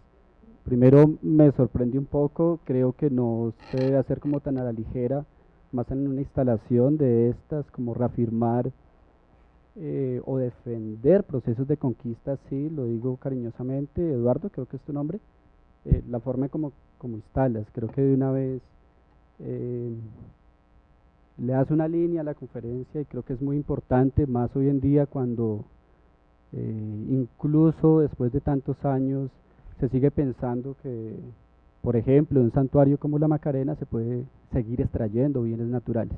Una primera afirmación. Segundo, hay un documento precisamente del Banco de la República que sugiero lo leamos, es el caso de Ubaque, donde el mayor de la comunidad de Ubaque, yo creo que tú lo has visto muy bien, tenía visita a alguien de Sogamoso. Y fue una ceremonia porque el mayor ya se moría y el edicto, por así decirlo, español, en esa forma como de la incautación que hacen, narran uno por una de las piezas que se recogen. Y da cuenta, primero que todo, de la visita de unas personas de Sogamoso que tenían una identidad cultural alrededor del rito que estaban haciendo. Primero. Segundo, del encuentro de más de 10 mayores del territorio desde Cota, Chía, que se encontraron en ese lugar. Entonces son elementos, digamos, importantes para no mezclar de alguna forma la identidad cultural con la política, ¿sí? Y creo que es importante, yo comparto tu lectura en términos de que no había una confederación definitivamente, pero porque necesariamente tampoco era el interés, digamos, en comparación con el Tahuantinsuyo, en medida de que no era necesario de pronto entrar en una confrontación militar, etcétera. Pero creo que hay que ver minuciosamente esos casos, ¿sí? Nada más dos cosas, esas dos afirmaciones que creo que es como importante tener en cuenta. Gracias. Gracias. Bueno, buenas tardes. Mi pregunta va con respecto a las denominaciones de autoridad que nos han llegado tal vez a través de la educación occidental que hemos recibido, y es como sipas y saques. Esos nombres surgen de pronto la lengua muiscubún o son también representaciones españolas de cómo se llamaban ellos. Ya, gracias. Bueno, respondo entonces puntualmente a lo que usted dice. La única palabra que he encontrado en la revisión y créame que son miles de documentos los que existen de la época, la única palabra documentada, verificada, es la palabra sipa. Esa sí existe y es una, digamos, es una derivación de la palabra sijipcua, ¿sí? Que es la palabra en lengua muisca para los jefes, ¿sí? Entonces el gran sijipcua era el sipa, y esa se utiliza efectivamente para los caciques de mayor rango. Por ejemplo, he encontrado que se habla del sipa de Ubaque, del sipa de Guatavita, del sipa de Bogotá. O sea, quiero también decir que no había un solo sipa en esta región, sino que habían varios sipas, ¿sí? Y esa palabra está documentada, pero la que no he encontrado nunca es la palabra saque. Entonces eso siempre me llamó la atención. ¿Por qué saque no? Y me puse a mirar cuál era la fuente de la que habían tomado todos los autores la palabra saque, y es la crónica de Lucas Fernández de Piedrahíta, que es una crónica escrita 150 años después de la conquista, y el origen de la palabra es algo muy chistoso, es una mala transcripción que hizo el editor de la crónica cuando habla de algo así como el usaque de Tunja, ¿sí? Hay un momento en que el cronista dice el usaque de Tunja, entonces se va la U y queda el saque, y en una cuestión tipográfica, porque es simplemente un error tipográfico, queda la palabra saque, y a partir de ahí los investigadores y los cronistas de ahí en adelante empezaron a usar la palabra saque. Ahora, yo me puse a mirar en todos los documentos referentes a Tunja y nunca usaron la expresión saque en ningún documento de la época, pero la que sí encontré fue una palabra equivalente a sipa, que se utilizaba en la lengua del norte del territorio, que era oa. Entonces hay un documento muy bonito por ahí donde incluso explícitamente se dice que el título que recibía el cacique de Tunja y los caciques más grandes de la región norte era el OA, H-O-A, ¿sí? Pero después, pues por el cronista esa palabra pegó y entonces después fue cuando se creó la idea de que existía un rey en el norte y otro rey en el sur, el uno llamado Zipa y el otro Saque, bueno, y toda la mitología que hay en torno a eso también, ¿no? Pero bueno, o sea, suceden ese tipo de cosas cuando uno empieza a revisar la documentación y hacer una especie de arqueología de todo esto, de dónde salen unas ideas y otras, uno se va dando cuenta cómo todos esos errores con el tiempo se van acumulando y se convierten en verdades aceptadas porque son enseñados incluso en las escuelas, en los colegios, ya se convierte en una cosa casi que de identidad regional o nacional, o sea, ir uno a decirle a la gente en Tunja que no existió el saque, siendo que allá encuentra uno tiendas llamadas el saque, ¿no? Sí, y cosas así. Entonces, pues, ese es el origen, digamos, eso es lo que puedo decir acerca de esas dos palabras, ¿no? Buenas tardes. En un primer momento me pareció de verdad muy bacano ver lo que fue someramente un clásico debate entre arqueólogos e historiadores, pues por aquello de la verificabilidad, mirar si los indicadores muestran si hubo cohesión, homogeneidad o este tipo de diferencias. Yo quisiera meter una variable que problematiza más la historia en el presente, y es cuando se es antropólogo y etnógrafo, en este caso de los pueblos o de las comunidades que en este momento se reconocen como muiscas, tanto las reconocidas oficialmente por el ministerio, como pues una cantidad de procesos que, bueno, Bogotá, Cundinamarca y Boyacá, pues hay muchos grupos que en 20 años han emergido, digamos, reinterpretando el pasado y, digamos, anclándose a esta continuidad histórica para reclamar una existencia del muisca en el presente. Frente a eso, digamos, hago un par de comentarios y una pregunta un poco derivada de lo que usted acaba de decir, y es, me llama la atención ver que efectivamente si el muisca efectivamente fue un constructo histórico ligado a contextos políticos, por ejemplo en el siglo XIX, cuando se necesitaba un mito de creación de nación, etcétera, etcétera, esa misma voluntad política se tiene en los contextos microlocales de estas comunidades indígenas, porque en últimas ellos también, de una manera muy creativa, hacen un uso político de la historia. ¿A qué me refiero? También se basan muchísimo, digamos, en estos constructos idealizados del siglo XIX, de la gran nación muisca, del Zipa, de Bachué, de Bochica, han medianamente, aunque con varias, va a ser una cosa irresponsable porque no es cierto, pero digamos, más o menos, hay una especie de ley de origen que se ha unificado, también omitiendo mitos como el de Iraca y el Ramiriquí, por ejemplo, que mostrarían también esas diferencias de siglos atrás a nivel regional. Y me parece interesante ver procesos hoy día, digamos, hay un gran, no lo llamaría movimiento, pero una red también de gente que quiere rescatar esto llamado el Muiscubum, también es un constructo extremadamente contemporáneo, ¿no es cierto?, a partir también de diccionarios y otro tipo de prácticas, glosolalias. No hay muiscoparlantes, pero en ciertas nuevas ceremonialidades se empieza a hablar muiscubum, sea en Boyacá o sea en Bosa, apelando a estas mismas palabras. De hecho, me llamó la atención cuando veo las fotos de los cojines del Saque en su presentación, y hoy día cuando uno va en Tunja a los cojines del Saque, hay una placa con un logo de Pueblo Nación Muisca Chibcha, donde lo rebautizan, por llamarlo de alguna manera, como el Suepuyeki. Entonces ese tipo de actos políticos me parece interesante porque más allá de verificar si eso fue verdad o no, es el sentido que desde el presente las comunidades le otorgan a ese pasado, que yo por lo menos como antropólogo no lo satanizo, me parece bacano. Después de decir ese carretazo, mi pregunta es eso: usted cuando ha tenido la oportunidad de compartir su trabajo con estas comunidades, o sea, de verdad, ¿cómo lo reciben? ¿Qué le dicen?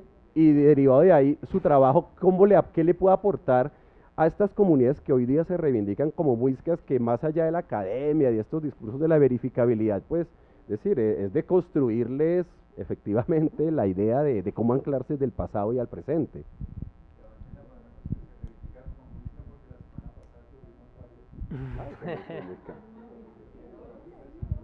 Yo me reivindico de manera crítica, pero me reivindico.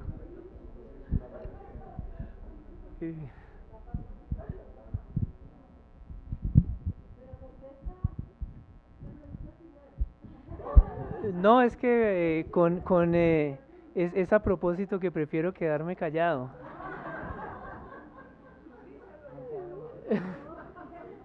Entonces, no sé, pues yo pongo sobre digamos, la palestra las ideas, pero igual cada cual que crea lo que quiera, ¿no?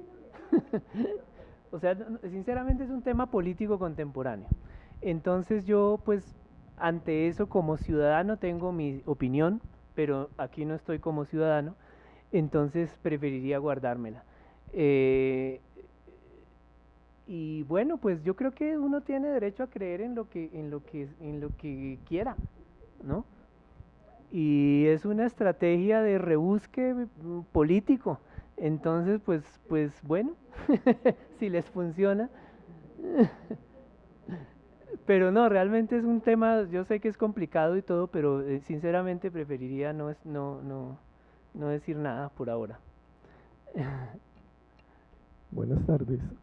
En cuanto al tema que se estuvo hablando acerca del encadenamiento de los diferentes grupos aquí en la zona de Cundinamarca y Boyacá, a mí todavía me ronda una inquietud, porque yo tenía entendido que en el territorio, en las partes cálidas, también habían grupos de habla caribeña, y de hecho hasta donde a mí me enseñaron los panches, musos y esos grupos que están cerca de la cuenca del Magdalena, pues son caribes.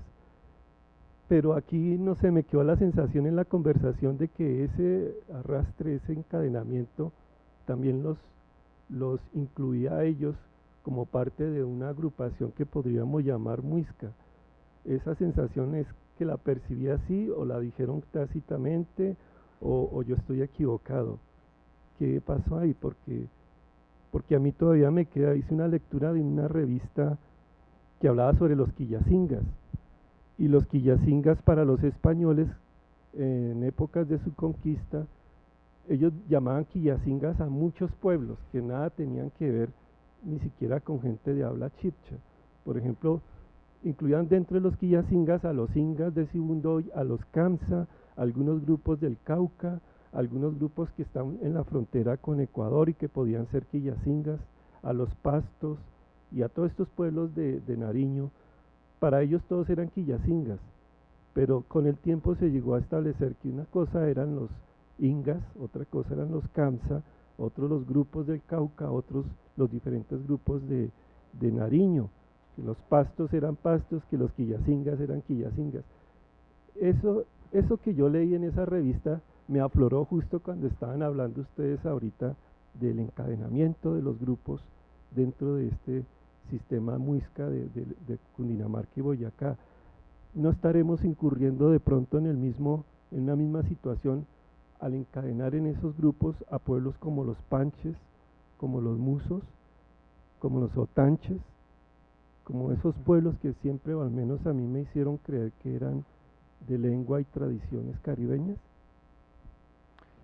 Pues a ver, no entiendo muy bien cuál es la inquietud suya, pero creo que la idea no es encadenar a los muiscas a todo el mundo, sino al contrario, ¿no? O sea, en primer lugar decir que no, que hay que quitarle el apelativo de muiscas a todos, incluyendo a los que también han llamado muiscas, ¿no?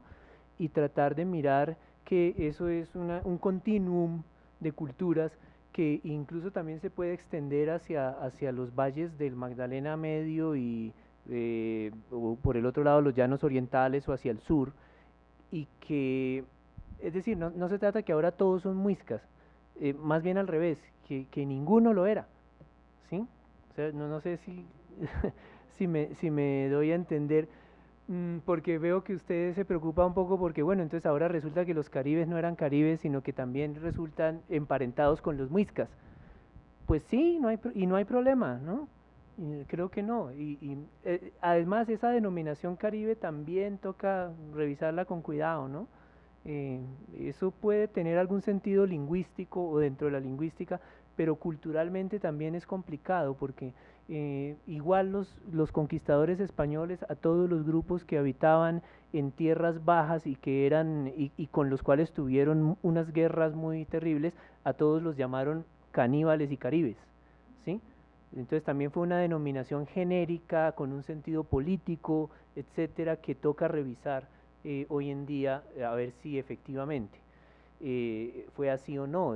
Después ya los lingüistas crearon la familia lingüística caribe, que es otra cosa, ¿sí?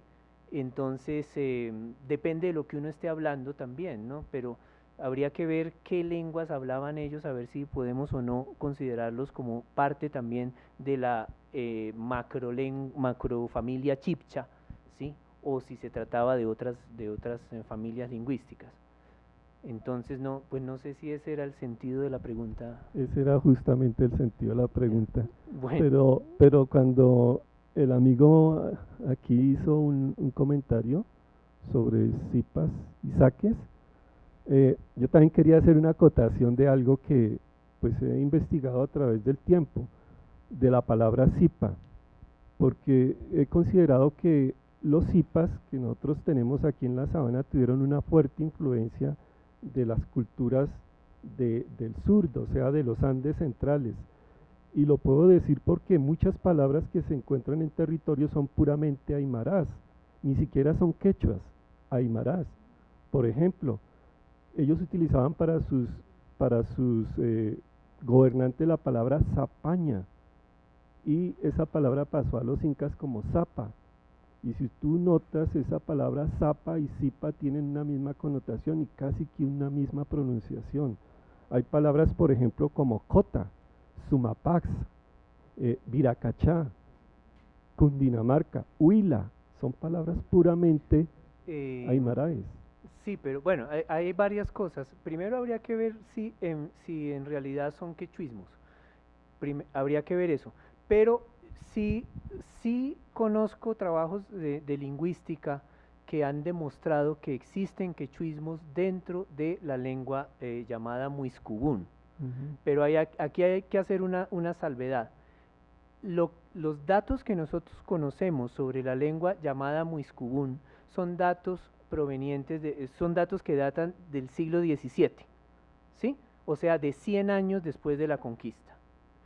Y un dato muy importante es que con los mismos conquistadores españoles que venían del sur, sobre todo con Sebastián de Belalcázar, llegaron miles de indígenas peruanos, o de lo que hoy en día es el Perú, y ellos tuvieron un impacto en las costumbres y en la lingüística, pero eso es un proceso posterior a la conquista, ¿sí? Entonces, posteriormente a la conquista se adoptaron muchas palabras de la lengua quechua y aymara también en este territorio, y se piensa equivocadamente que eso fue prehispánico, o se piensa equivocadamente que son palabras de la lengua muisca, y resulta que no, ¿sí? Entonces, bueno, pero hay otros fenómenos aparte de esto. Entonces, por un lado, sí hubo una influencia peruana, digamos, de indígenas peruanos, pero fue posterior a la conquista y fue gracias a la conquista, mejor dicho, ¿sí? Como dato curioso, por ejemplo, la población indígena de Santa Fe de Bogotá, pocos años después de la fundación de la ciudad, la población indígena mayoritaria era de origen peruano, la que habitaba en la ciudad, ¿no? Los documentos que uno encuentra, los más antiguos documentos firmados por indígenas del siglo XVI, son de indios yanaconas que llegaron con los conquistadores españoles, y ellos impusieron la moda, por ejemplo, del uso de mantas y otras cosas. Entonces también mucho de lo que nosotros conocemos hoy y pensamos que era muisca, son realmente modas traídas del Perú, ¿sí? Si ustedes van a Sutatausa, creo que una de las imágenes que puse yo ahí, ven la pintura de una indígena, ¿sí? Que llaman la cacica de Sutatausa. Bueno, lo que ella tiene puesto es el vestido típico de la nobleza cusqueña, de Cusco. Si ustedes miran un cuadro de la nobleza cusqueña del siglo XVII, o sea, de los indígenas de Cusco del siglo XVII, verán exactamente la misma imagen, ¿sí? Una manta, la cosa esta que se ponen acá, y el tupu que atraviesa. Eso es la forma como se vestía la nobleza cusqueña, y la forma como les gustaba aparecer en las pinturas, moda que llegó hasta acá. Entonces mucha gente va y mira en Sutatausa esa indígena allá, esa cacica, y dice, ay, eso era la forma como se vestían los muiscas. No, Esa es la forma como se vestían los indígenas del Cusco. Entonces sí hubo un fuerte impacto. Y hay otras cosas curiosas, por ejemplo, cuando los criollos, ya en la época de la independencia, cuando los criollos estaban tratando de buscarle un nombre a este territorio para borrar los referentes hispánicos, lo único que se les ocurrió fue poner Cundinamarca, porque sabían lengua quechua y porque habían leído en Lucas Fernández de Piedradita que los indígenas peruanos llamaban a todas las tierras del norte de Quito hacia arriba, la llamaban Cundinamarca, tierra del cóndor, pero esa es una palabra quechua. Pero quien la introdujo fue Jorge Tadeo Lozano, más exactamente, cuando él se le ocurrió ponerle a la primera república independiente Estado de Cundinamarca. Pues yo me animo a preguntarle una cosa, aunque usted dijo al comienzo que no iba a hablar de las imágenes, pero acaba de hablar de su Tatausa, entonces me animo a preguntarle algo, y es, pues a mí me alcanzó a convencer con pero tal vez porque además soy historiadora y no antropóloga, entonces le quería hacer una pregunta más con el ánimo de reconstruir el pasado partiendo de lo que usted está planteando. Y en un caso particular como es Sutatausa, usted acaba de nombrar a la cacica y esta lectura de la camiseta, que también ha tenido otras lecturas también a partir de la pintura rupestre que hay en Sutatausa y la relación entonces de este pasado muisca y la pintura rupestre que se ve en la cacica. Si pudiéramos, a partir de lo que usted propone, si pudiéramos leer nuevamente a estos, al cacique, a los donantes que hay en esta iglesia, que es de las pocas representaciones indígenas que conocemos desde los años 90, ¿quiénes serían estos personajes a partir de lo que usted propone? Porque pues lo que nos cuenta la historia, que es muy poca de su identificación, es la cacica, como usted lo cuenta casi como si fuera la mujer de Atahualpa, ¿no? Como con esta lectura. Sí, pero ¿qué tipo de cacica? O sea, ¿de qué tipo de indígena estamos hablando aquí? Según la donación y la inscripción que hay, es de 1630 y algo sería la donación. Pero ¿de qué parte de estos que usted nos está contando aquí podemos identificar? Bueno, estas son las élites indígenas de comienzos que están viviendo 100 años después de la conquista española, están plenamente hispanizados, muy hispanizados. De hecho, una de las pruebas de que estén hispanizados es que ella se vista de esta manera, ¿sí? Si no, bueno, pagan para todas estas pinturas, eso es algo muy hispánico y está muy hispanizada, es una familia de Sutatausa, la llaman, es probable que sea cacica en el sentido de que es la mujer, la esposa del cacique, ¿no? Que es el otro señor que está acá. Claro, pero ella está en el arco toral y quien está al frente, pero quien hace la donación está... Son los caciques y capitanes del pueblo de Suta, sí, y tal como dice la descripción, ¿no? De alguna manera yo creo la lectura que se ha hecho de estas figuras también entra dentro de este mito anterior, ¿no? Y de la necesidad de encontrar unas imágenes de caciques muiscas, pues que justamente... Sí, pero no, esto sería lo peor para buscar un cacique claro, muisca, porque no, bueno, el peor sería el cacique, efectivamente, ¿no? Que está vestido con capa y todo del siglo XVII, pero ella sí tiene un aire indígena, pero es un indio genérico, ¿no? Es como el indio que se pinta con las plumas y tal para significar que es indígena. Entonces, estas mujeres habían adoptado el vestido, no cualquier vestido, es el vestido de la nobleza indígena del Cusco, pero que ellos lo habían conocido a través de las pinturas que llegaban a nuestra tierra provenientes de la escuela cusqueña. Ahí es donde voy, lástima no tener acá, pero hay muchas pinturas de la escuela cusqueña que son idénticas, exactamente iguales. Pero a Santa Fe no llegaron tantas a comienzos del siglo XVII. Sí llegaron, claro que, o sea, claro. Los retratos a comienzos del siglo XVII. Claro que llegaron estampas, o sea... Estampas peruanas, pues... La circulación de imágenes era muy grande, hay trabajos ya de historiadores que han demostrado los pintores, yo creo que más bien el camino, más bien la ruta serían los pintores. Bueno, que también los pintores, pero... o sea, la posición, todo es exactamente igual. Por ejemplo, hay unas pinturas del Corpus Christi de Cusco que fueron mandadas pintar por mujeres de la nobleza indígena de Cusco, indígena entre comillas también, que son exactamente iguales, ¿no? El peinado de la mujer, todo es igualito. Aquí lo único que podríamos llamar muisca, entre comillas, es lo que usted acaba de decir, y son los diseños que tiene la manta. Los dibujitos que hay acá, sí es posible que los encuentre uno, por ejemplo, en la cerámica, en la pintura rupestre. En la rupestre que está muy cerca, además del templo. Entonces, eso sí. Y yo creo que sí, que es lógico porque los indígenas de esta época pues seguían tejiendo sus mantas y decorándolas como lo hacían como lo habían hecho durante cientos de años. Seguramente les gustaban esos dibujos, pero la forma como está vestida esta mujer, con todos esos atributos que se ven ahí, no son para nada muiscas, son incas.